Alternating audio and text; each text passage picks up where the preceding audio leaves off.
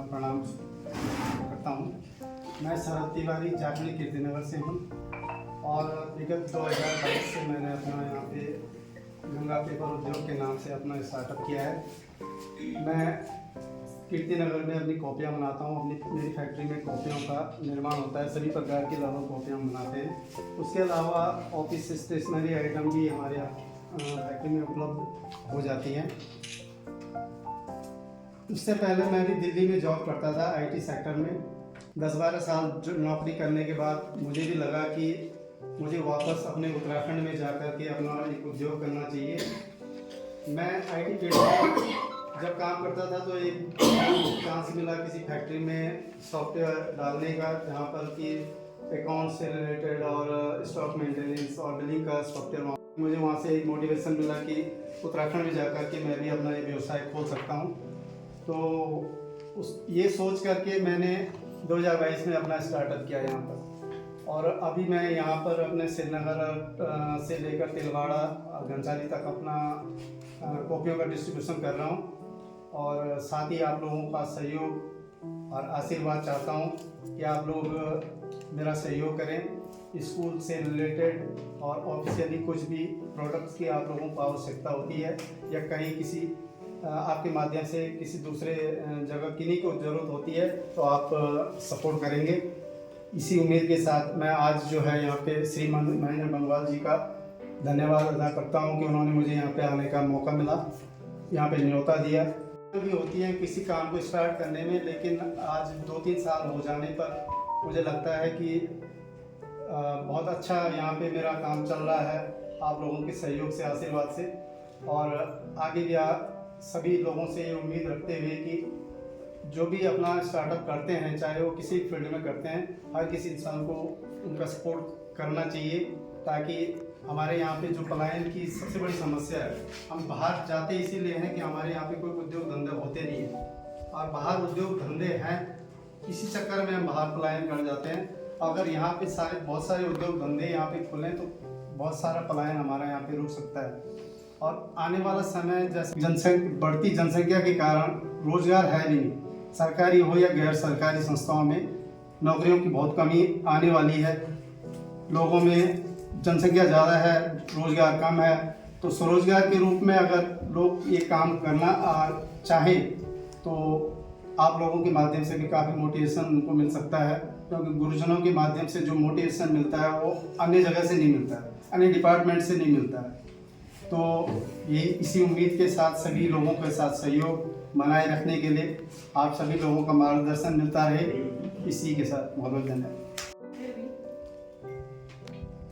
ये जैसे मार्केट में सपोज 30 रुपये 35 रुपये की मिलती है तो यहाँ पे 22-23 रुपये की पड़ती है, क्योंकि 8-9 रुपये दुकानदार को भी चाहिए होते हैं।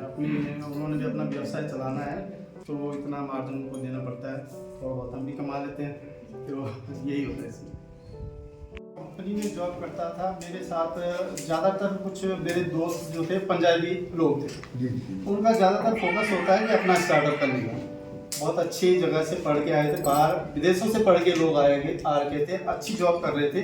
उसके बाद वो कहते थे कि हमने अपना स्टार्टअप करना है। वो खुद ही कहते थे कि हमारे रिलेटिव, हमारे घर वाले ये प्रेशर डालते हैं, काम नौकरी तो तुम कर रहे हो, काम कब करो, अभी तो तुम जॉब कर रहे हो, अपने काम कब करो। तो ये देखते हुए मैं सोचता था उस टाइम पे कि हमारे लिए तो एक नौकरी होती है, नौकरी इम्पोर्टेंट है, क्योंकि घर परिवार में मेरे पिताजी भी प्राइवेट टीचर हैं, घर में भी सभी कुछ टीचिंग में है, कुछ किसी दूसरे डिपार्टमेंट में है। तो शुरू से हमने यहाँ पे देखा कि हमारा यही मोटिव हो रहता है कि पढ़ने के बाद हमें एक जॉब करनी है, अरे एक जॉब चाहिए होती है हमें। तो वहाँ पे उन लोगों का देखते हुए मैंने यहाँ पे देखा कि वो लोग बिजनेस की तरफ ज़्यादा अपना अट्रैक्टिव रहते हैं। तो जब मैंने नोएडा में एक कंपनी में सॉफ्टवेयर डाला तो मेरे को भी आइडिया तब मिला। उससे पहले मुझे भी आइडिया नहीं था कि मुझे क्या करना चाहिए, क्योंकि हमारे यहाँ भी ज़्यादातर कोई शॉप खोल सकते हैं, कोई होटल चला सकते हैं, कोई गाड़ी चला सकते हैं, और ये सब काम मेरे को लगा कि ये मेरे स्तर पे नहीं है, जो कि मुझे नहीं करना चाहिए। तो वहाँ भी मुझे लगा कि फैक्ट्री के रूप में जो हमारे यहाँ पे काम चलता भी नहीं है, अभी कोई फैक्ट्री है भी नहीं, और इस तरह के नया काम है और शिक्षा से रिलेटेड है, लोगों को सही उत्पाद देने में हम सक्षम रहेंगे और देंगे तो अच्छा ही रहेगा, कुछ लोगों को रोजगार से भी जोड़ेंगे। तो इस तरह से मैंने अपना शुरुआती लोग काम करते हैं जो कि समय समय पर कभी बढ़ भी जाते हैं टेंडर के रूप में। सर शुरुआत में तो आपको दिक्कतें आई होंगी, समस्याएं आई होंगी अपना स्वरोजगार। जैसे कि मैंने बताया कि शुरुआत में दिक्कत इसलिए होती है कि मैं बिजनेस फैमिली से हूँ नहीं, और ज़्यादा असर होता है, तो वो अक्सर प्रॉब्लम आती है। जो बिजनेस फैमिली से होते हैं थोड़ा बहुत उनको एक्सपीरियंस होता है कि पहले के लोग क्या कर रहे हैं। हमारा क्या था कि अब नौकरी करने के बाद फैमिली भी नौकरी करती है, हम भी नौकरी कर रहे थे, तो दिक्कतें तो होती है। लेकिन मार्केट में जाने पर जब मैंने अपने प्रोडक्ट को मार्केट में उतारा तो लोगों से मैंने बहुत कुछ सीखा, दुकानदारों से बहुत कुछ सीखा। उनके पास तरह तरह की वैरायटी की कॉपियाँ थी। मुझे लगा कि उन्होंने मेरे को बताया कि हमें ऐसा चाहिए, फिर हमने पेपर चेंज किए, मिलों से बात करी, दूसरी कंपनियों के पास गए कि हमें इस तरह के पेपर प्रोवाइड करवाइए। जिस सप्लायर से मैं पेपर लेता था उनको छोड़ के दूसरे और सप्लायर सर्च किए। तो 5-6 महीने इस तरह से गुजारने के बाद फिर मुझे लगा कि जब मैंने काफ़ी रिसर्च करी, दिल्ली में, पंजाब गया, हरियाणा गया, सहारनपुर यूपी में काफ़ी सारी जगह गया, तब मेरे को मेरे जो मार्केट के लायक पेपर था, जो यहाँ पेपर चलते हैं उससे रिलेटेड, फिर मैंने क्लासमेट से कंपैरिजन करना शुरू किया क्योंकि एक बड़ा ब्रांड है। तो आज मैंने जो है लगभग मेरी कॉपियाँ क्लासमेट से मिलती जुलती हैं। लग रही है हाँ, क्लासमेट की लग रही होंगी, बहुत अच्छी है। तो ये 4-5 महीने कुछ समय तो स्ट्रगल करना ही पड़ेगा। अब स्ट्रगल तो वैसे करते ही रहता है इंसान हमेशा ही, लेकिन बिजनेस में शुरुआती स्ट्रगल काफ़ी ज़्यादा रहा और अब ठीक मतलब कोई दिक्कत नहीं है। शुरुआती तौर पर आपने कितनी जमा पूंजी का एक वो बनाया कि हाँ इतने पैसे मैं लगा सकता हूँ, क्योंकि क्या है कि हर एक बच्चे के अंदर बिजनेसमैन हो सकता है, लेकिन कई बार क्या होता है कि हम लोग फाइनेंस कंडीशन में हम मात खा जाते हैं। तो क्योंकि घाटा सहना भी आना चाहिए और धैर्य और सहनशीलता भी होनी बहुत जरूरी है। तो जब शुरुआती तौर पर आपने किया तो आपने कितने रुपए से इस कार्यक्रम को स्टार्ट किया?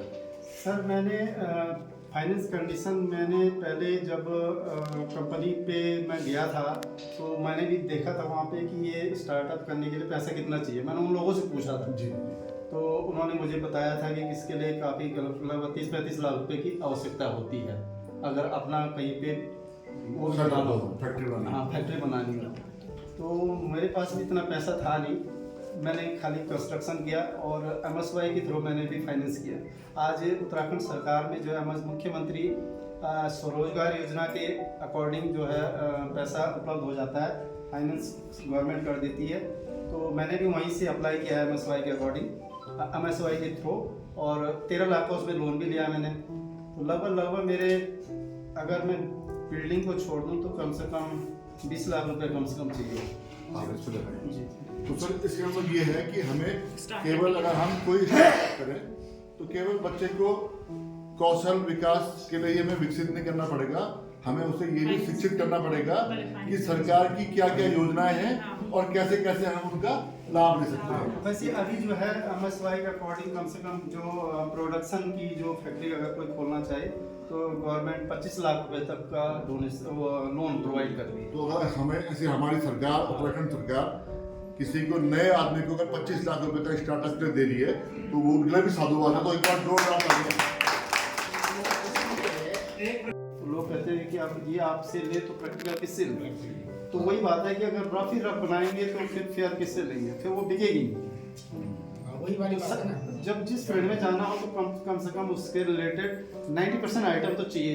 यानी कि जितनी भी एजुकेशन की नोटबुक से संबंधित है वो पूरा लगभग अगर बच्चा स्कूल जा रहा है तो उसको हिंदी की कॉपी भी चाहिए, तो इंग्लिश भी चाहिए, तो मैथ्स भी चाहिए, ये कम से कम सारी चीज़ें प्रोडक्ट होने चाहिए। अच्छे टैलेंट की भी और खराब तो मैंने ऐसा सुना है कि शुरुआती तौर पे तो आपको थोड़ा संघर्ष ज़्यादा करना पड़ा जी, लेकिन अब शायद कुछ अच्छे बड़े पब्लिक स्कूल्स वगैरह हैं जहाँ पर आपकी सप्लाई होती है। मैंने एक बार मैं वहाँ पे गया था, मेरा बेटा पढ़ता है रेनबो पब्लिक स्कूल में, तो वहाँ पे मैम है डॉक्टर रेखा उनियाल जी, तो उनसे मैं मिला था। तो उन्होंने पूछा कि आप कॉपी बनाते हैं तो मेरे को भी दिखाइए। तो मैंने उनको दिखाई तो उन्होंने मेरे को 1000 कॉपी का ऑर्डर उसी दिन दे दिया था वहाँ पे। तो वो अपनी उनका स्कूल है आगे कहीं खाकरा साइड में, रुद्रप्रयाग साइड, तो वहाँ उन्होंने डिस्ट्रीब्यूट किया था अपने स्कूल में। तो उनसे भी मैंने अप्रूवल करवाया था। यानी कि विश्वास आप धीरे धीरे जी, जीत रहे हैं। शुरू में क्या होता था कि पब्लिक स्कूल के जो स्कूल वाले हैं वो क्लासमेट लिख देते थे, क्लासमेट की कॉपी बच्चों को। तो मैंने उनसे पूछा था कि मैं स्कूल में गया, मैंने उनको प्रोडक्ट दिखाई, मैंने कहा इसमें प्रॉब्लम है तो मुझे बताइए, मैं अपडेट करूँगा। तो उन्होंने शुरू में तो थी, पर अब उनको मैंने प्रोडक्ट दिखाया, उन्होंने कोई दिक्कत नहीं है। तो केवल नाम ही आगे है, नाम बाकी- केवल उसके ऊपर नाम है, केवल ब्रांड चेंज है। एक प्रश्न मेरा ये है कि जैसे आपने कहा स्ट्रगल हुआ, स्ट्रगल समाप्त हो चुका, और मुझे लगता है कि जैसे प्रधानमंत्री जी का स्टार्टअप कार्यक्रम चला, उससे आप प्रेरित है, जो कि आप 4 साल की लंबी कह रहे हो, उनको पहले से चल रहा है। अब मेरा एक प्रश्न ये है कि जो आप IT सेक्टर में नौकरी करते थे और वर्तमान में यानी कि आफ्टर 1 ईयर, एक साल तो संघर्ष का ही वो आपने बता ही दिया, उससे तो कोई बात नहीं, उसके बाद क्या कभी आपके मन में पश्चाताप होता है कि मैंने नौकरी क्यों छोड़ी और ये क्यों छूट गया? नहीं, मैं आज भी अपने जो मेरे वहाँ पे मित्र हैं कंपनी में जो जॉब करते हैं, लगातार अब जहाँ पे काम करते हैं उन लोगों से संपर्क लगातार रहता ही है, हमेशा ही रहता है। तो आज भी मैं उनको कहता हूँ कि यार मैंने बहुत अच्छा टाइम अरे दिया। बहुत बढ़िया। मैं अपने होम टाउन में हूँ, और दिल्ली में चाहे बहुत फैसिलिटी है, दिल्ली में मेट्रो सिटी है, बहुत बड़ा शहर है, देश की राजधानी है, किसी चीज़ की कमी नहीं है वहाँ पे। लेकिन जो आनंद अपने गढ़वाल में है वो कहीं नहीं है। और यहाँ पर आप जो मौसम, जो प्यार जो अपने लोगों के बीच में होता है वो किसी बड़े शहर में बिल्कुल नहीं मिलता। वहाँ बहुत बिजी लाइफ है, उस बिजी लाइफ से आज मैं यहाँ पे हूँ तो मुझे बहुत अच्छा महसूस होता है कि मैं अपने होम टाउन में और कंपनी के लिए सॉफ्टवेयर बना रहा हूँ बिलिंग के लिए। तो वहाँ पे 15-20 लोग बिलिंग के लिए होंगे। तो मैं वहाँ पे सीनियर सॉफ्टवेयर इंजीनियर था, तो बिलिंग प्रोडक्ट में काम करता था, सॉफ्टवेयर बनाते थे, टेस्टिंग में थे। तो 15-16 लोग वहाँ पे काम करते थे।